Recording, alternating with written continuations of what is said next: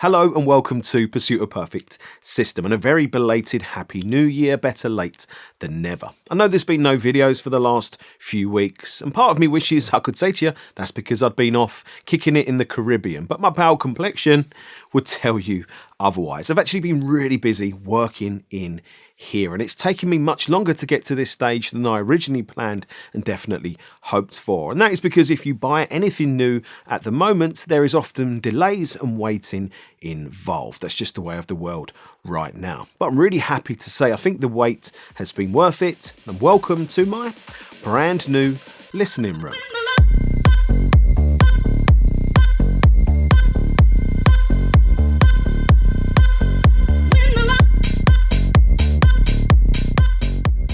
Brand new is actually a lie. This is the exact same listening room that I've always used on this channel. I've just been making some major changes to it. I am making this video because our listening rooms are vitally important to the sound that we get from any audio system. And as a reviewer, someone who is trying to give you as honest and impartial information and advice about hi-fi products, I feel it's important that you, the viewer, actually knows a little bit about my listening room and the kind of conditions and situations that, I will be reviewing products in going forwards. But as a quick reminder, this was my, and yours really, view before. My old room was designed to be as Batcave black as possible for the best home cinema and best projector picture experience. It was never a room intended to be on camera, and it meant it was always very scruffy and it was hard to make anything look nice. My new room design is very hi-fi focused, so much lighter. I've got the obligatory few plants, got to have those right, but no cats. I draw the line there. The major changes to the room are acoustical and space related. Previously, my listening position was in a spot in this room which made sense for a lot of reasons. It was about 8 or so feet away from the speakers, so fairly, maybe what some people might call semi-near field. It allowed me to be fairly equilateral triangle setup with the speakers, which can be an advantage, but I think I chose that position in the room because it was in a zone that was symmetrically acoustically treated. I also had 3 large cinema-style lazy boy type leather recliner seats that were in here, and they really dominated the space. But it was only really the centre seat that was sat in, which is pretty sad, but true. I also had a rack over there on the sides of the chairs that was all for the home cinema equipment, 4 big rail subwoofers at the front of the room, and it was awesome having all of this actually in the room. But as you can imagine, it all took up a lot of space, and for the lion's share of the time it wasn't even plugged in and wasn't being used. My new listening room design idea is totally different. I've given myself as much space as possible, which means I've given speakers and or subwoofers as much space as possible too. And I've also moved my listening position much further back into the room. And there are some pros and cons of this acoustically. But it does mean I have more flexibility to be able to pull speakers more out into the room, which is interesting and will be fun to experiment with. And it also means, probably more important, that I have much more space to listen to and review much larger speakers, which is very exciting. And I wanted to go as far with this as I could, but obviously I'm still limited by the room's dimensions, which is about 18 feet long, about 12.5 feet wide, and the room has about an 8.5 foot ceiling.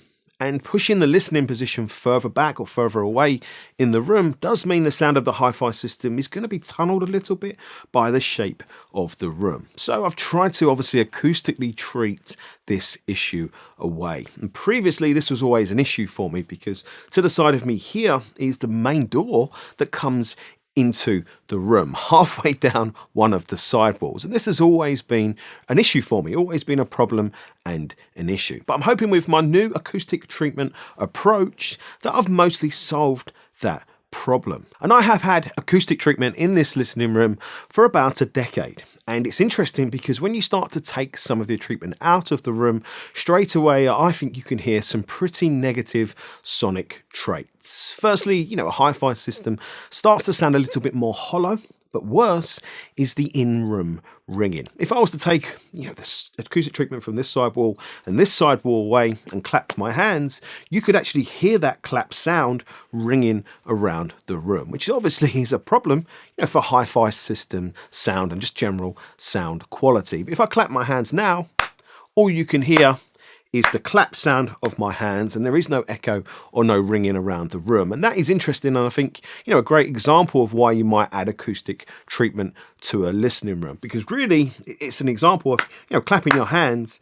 The sound that we want to hear is the sound of, obviously, the hands clapping together, not an echo ringing around the room. And if you think about a speaker system, well, it's exactly the same, isn't it? The sound we want to hear is the sound the speaker creates, not really the echo of that sound that makes its way around the room and then back to us as the listener. The acoustic treatments I've had in this room have always been from GRK Acoustics, but recently they released a range called Impression Pro, and they have wooden designs on their front. The wooden front acts as a diffuser for high frequencies, but each panel is also an absorber for mid-range and bass to a point. This design of acoustic treatment is supposed to help stop a room becoming too dead, sounding dead in inverted commas, which I think is quite a misunderstood term, really. A dead room is only really when there's a situation where high frequencies, treble frequencies are being absorbed much more than mid-range and bass frequencies, and it creates an unbalanced or an uneven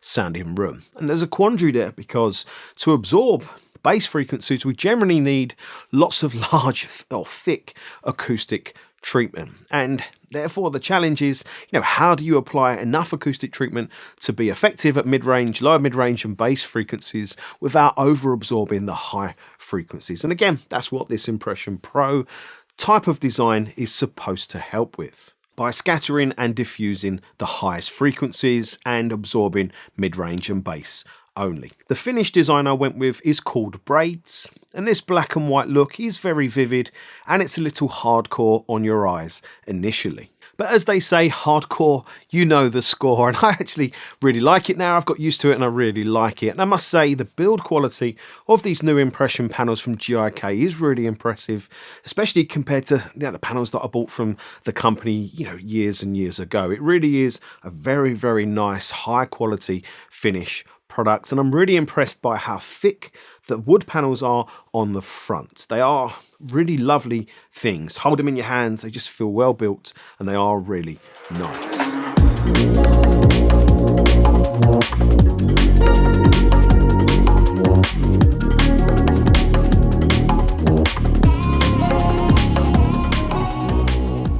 The rear of my listening room is very much a remnant from the old design, and it's quite hardcore, and you're unlikely to see the rear of the room in any future videos. And I kept the rear of the room black as I had already invested a lot of money into black finish acoustic treatment that I was already using on the rear wall, and it was a step too far for me to replace all of that as well. It might not look it from that clip that you've just seen, but the rear wall, which is actually there at the moment, is a mixture of diffusion and absorption, but the absorption I'm using is more or mostly aimed at lower mid-range and bass frequencies. And yes, it's not the prettiest of walls, but it should be extremely effective at acoustically removing the rear wall from the listening situation. So you probably won't see that very much in future videos, but know that it's an extremely effective design or use of acoustic panels to try and acoustically remove the rear wall from the listening situation. Because if you think about it, the speakers are here, they're firing the lion's share of their sound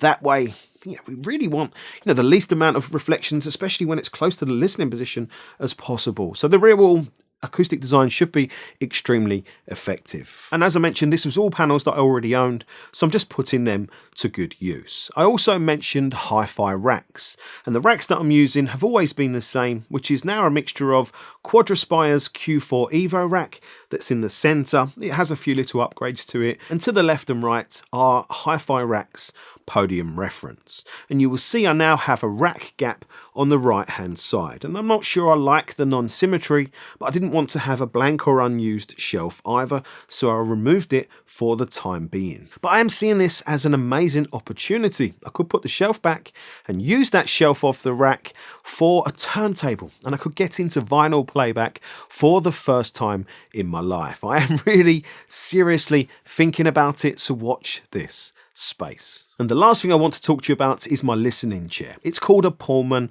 leather chair.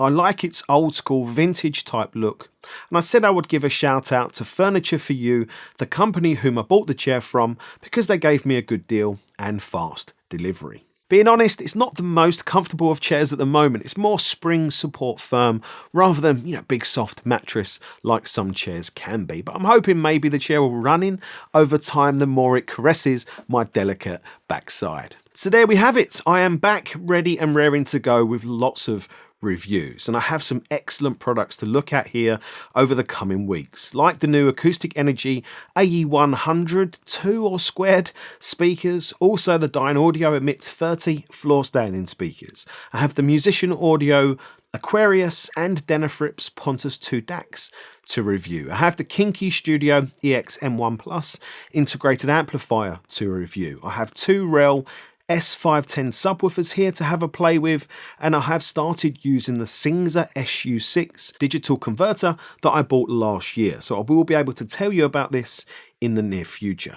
And there are lots of other reviews and other interesting things all planned for 2022, so there's never been a better time to subscribe to the channel if you haven't already.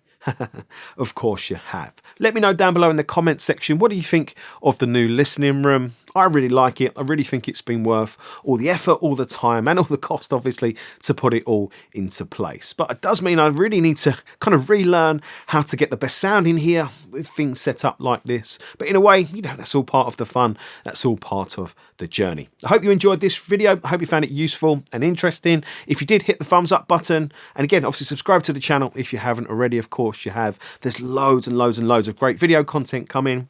So yeah, I'll see you soon. Thanks very much for watching. Take care. Goodbye.